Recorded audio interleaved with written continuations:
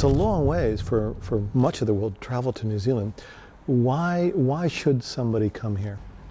I think people come to New Zealand looking for what their own country's lost, and they may have lost it hundreds, if not millennia of years ago.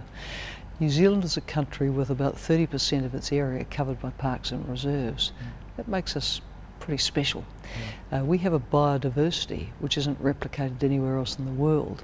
We are substantial islands separated by a great distance from the next nearest major land mass, which is Australia, where their ecology is completely different. We have quite a lot of threatened species, but these are species which would have disappeared thousands of years ago in countries where humans have had a much greater impact for longer. Our country was the last significant landmass in the world to be populated by human beings, and those were Māori who came by canoe around 1,000 years ago. So there's a lot that's special about us, a lot that comes from a primeval world that long since disappeared in other places. Yeah. Is there something about the Kiwi character that makes you believe that you can achieve sustainability? I think there is something about the Kiwi character which makes it achievable. In our self-image, we see ourselves as clean and green. My challenge is to our country, let's make sure we've got real substance behind that. We feel it in our bones, but we're going to have to be able to prove that to the world, and we need to go the extra mile to show that we're sustainable. What is your vision for the future of New Zealand in terms of environmental strategy and policy? We have to apply the concept of sustainability across the 4 pillars. It's about the culture, it's about the environment, it's about the economy, it's about society itself being sustainable. With respect to culture, New Zealand's a little country of 4.1 million people. So if we don't make superhuman efforts to sustain and promote our own culture, we get swamped by globalised culture, globalised media. So I see sustainability as a very important concept around our culture. Sustainability seems to be a core value in tourism. Would you agree? I think we've got to run sustainability right through everything we do. And for our tourism industry, it's got a lot of significance. Firstly, we want the tourism product to be sustainable. So that means managing the pressures on the environment very, very carefully indeed. And secondly, we would like the flow of visitors to be sustainable. You don't want big lurches. You want to steadily build your capacity, your ability to handle things, so you keep the experience special. We have to be a high value, niche destination with people compelled to come here for the special characteristics and attributes that we have. So how we position ourselves in the market, how we sustain that's pretty critical. It's quality.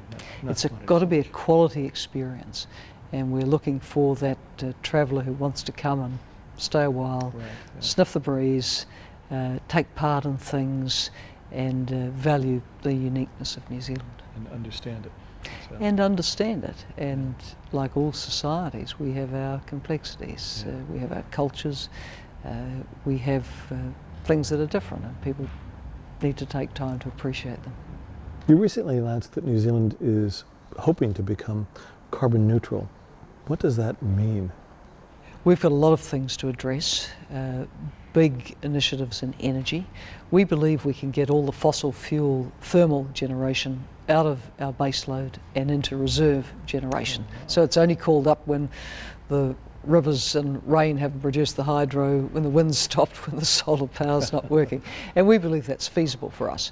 I should say we're sitting on around 1,000 years of coal supply, so any work that's done on sequestration of carbon and its storage is of great interest to us. But for ourselves, we could aim to be 100% renewable in the generation of electricity.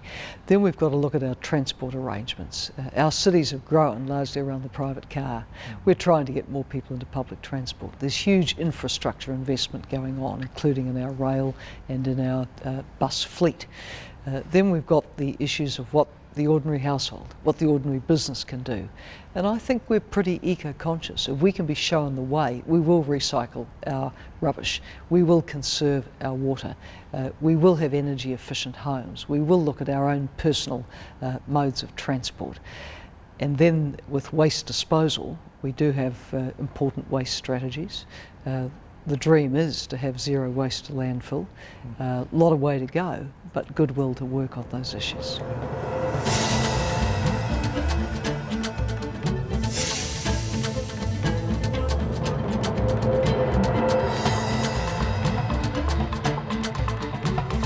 Da da da da da da da da da da da da da da